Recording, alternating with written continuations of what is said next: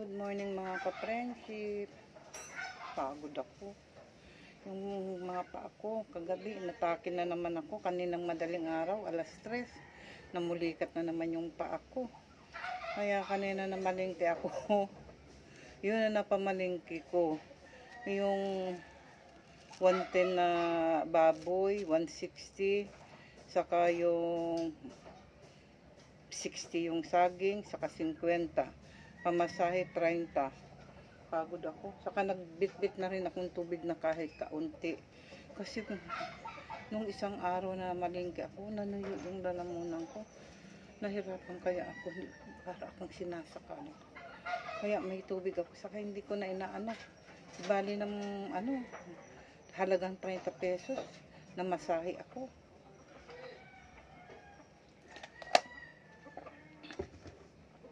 Pagod ako mga ka-friendship.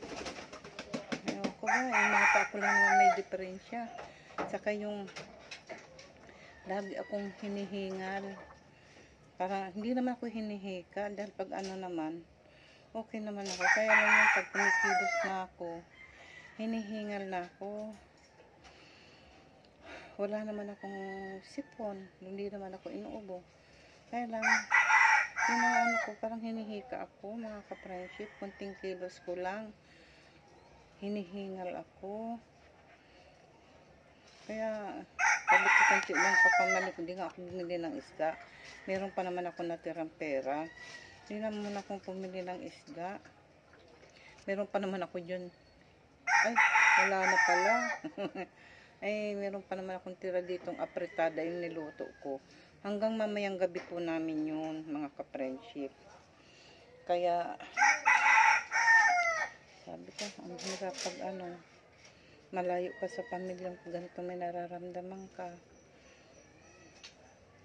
Na syempre, katulad kagabi, ginigising ko yung apo ko, hindi ko magising.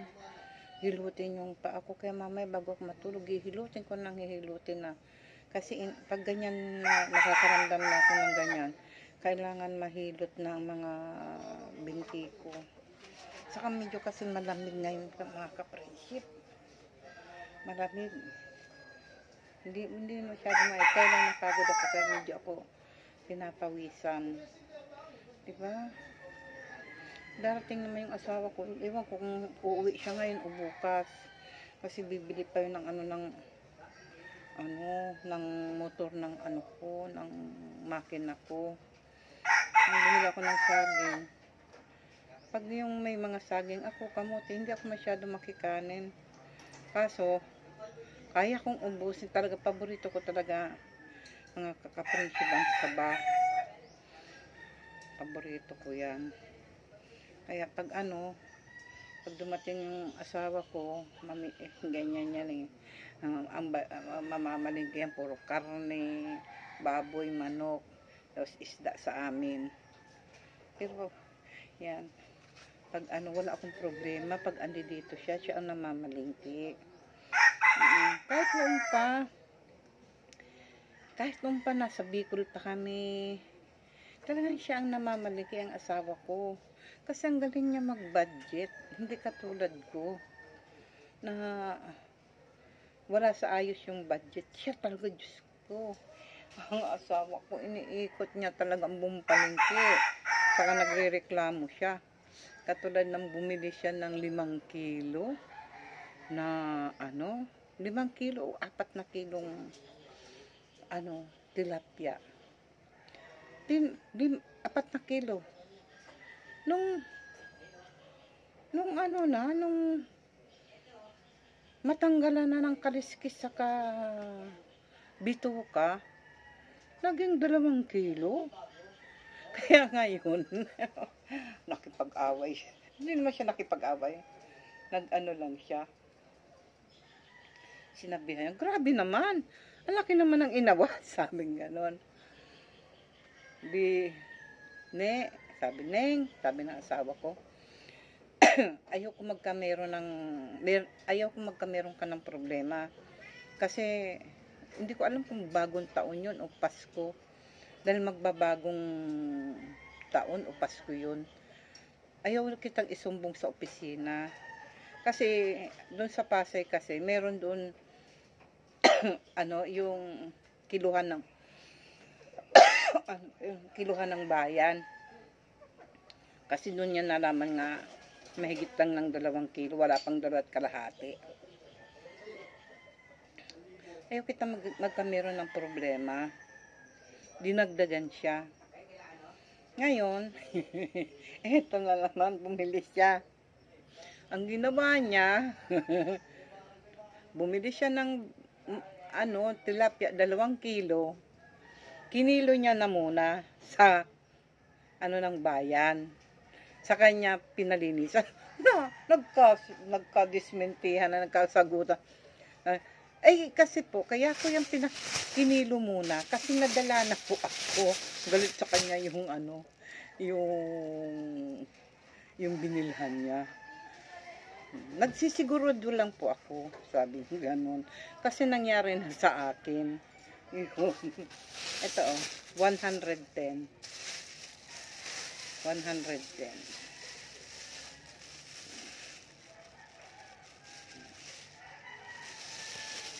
Saka ayaw ko ng mga frozen na yan na baboy. Yung manok na, yung malamig na malamig, ayaw ko. Kaya ang binibili ko talaga yung mga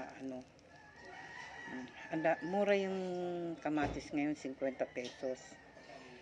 Kaya mamaya tatawagan ko yung asawa ko kasi excited. Alam mo naman ang lola nyo, syempre miss ko naman, meet na meet.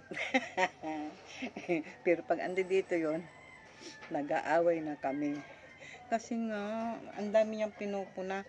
Hindi ko kayang kaya nga magbawas tayo ng mga manok dahil isa yan sa tinitimbangan ko ng buhay. Dahil nagagalit ako, naninikip dibdib ko. At talagang pinukpuk ko talaga yung mga manok niya. Pinapakain mo na. Nililipad-liparang ka. Nagagalit pa asawa ko dahil 1 kilo, isang araw yun. Ang pagpapakain ko. Parang mayroong naggagalaw-galaw dito. Baka may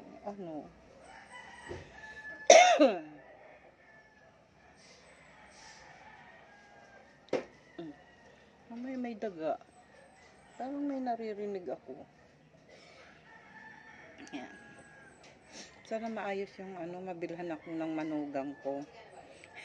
Nakiusap ako dun sa manugang ko na ibili niya ako. Wala pa naman yung 1,000 yung motor ng makina ko.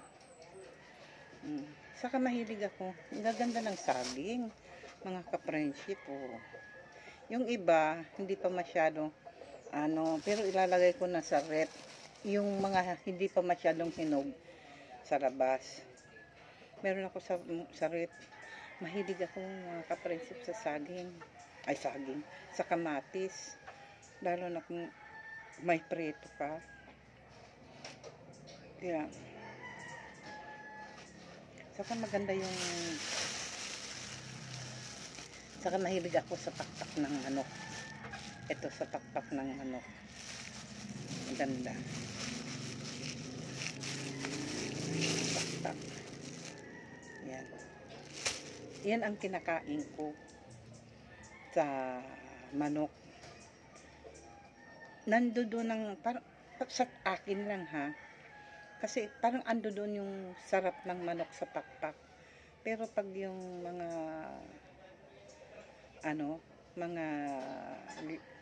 dip breast, ayoko. Yan ang, hindi na ako bumili ng tomato sauce, nag-apretada ako. Kamatis lang, hindi na ako bumili ng tomato sauce, mga ka-friendship. Kasi nga, hindi ako nakabili. Hindi ako nakabili. Kaya, parang parang hinika na naman ako. Diba? Pag pumupunta ako ng palengke, talagang pagod ako. Tapos sabi ng asawa ko, maglakad-lakad ka ma. Paano ko maglalakad-lakad? Pag naano ko, lalo na kung mainit na, nahihika ako. Tsaka yung paa ko, namimitig. Kasi hindi ka mag-dieta-dieta. Anong gagawin ko? Hindi ko naman kaya mag-dieta. Sabi ko. Kasi payat yung asawa ko. Kaya number 10 kami. Number 1. Ako 0 kasi mataba. Ayan. Ganyan. Saka, marunong siya mag-ipon. Kung sa pag-iipon, siya, binabadgetan niya lang ako. 500 a day. Pag yung sobra, kanya na yun. Yun. Kasi kumisa, kumikita naman siya ng 700. Yung 100, yung 500 pinapadala sa akin. O, syempre, sa apo ko 100. O, yung 400, yun ang panggastos ko. Ay, kasama dun yung manok sa kapusa. O, talaga ang pagkain namin ay 300. Yung manok pusa ko, 108 na yun. Kada araw. Kaya, inis na ako. Di ba? Yung 300, doon na bibila ko ng pag hindi naman ako bumili ng pagkain namin, bigas naman ang bibilhin ko. 5 kilo yun. Ganyan ako. Pag hindi ako na malingki, diretso bigas na yun. Ganon. Pag kumisan naman, bibili ako ng itlog. Hindi pareho ang budget ko. Kung ano lang ko. Hindi naman kasi namin kayang ito. 160. Hindi ko naman to, kasi yung niluto ko na manok, yung kalahati nun, di ba nakita nyo, nag-fried chicken ako. Ngayon, yung liig, yung yun ang inapritada ko. Tapos nagbaon siya. Marami pang tira. Hanggang mamayang gabi na namin yan. Mga ka-friendship. Sige po, bye-bye. Thank you. Luto na kayo ng tanghalian. Anong oras na? Mag-aalas 9:43. Okay, bye-bye. Thank you very much sa panonood sa akin. Bye-bye.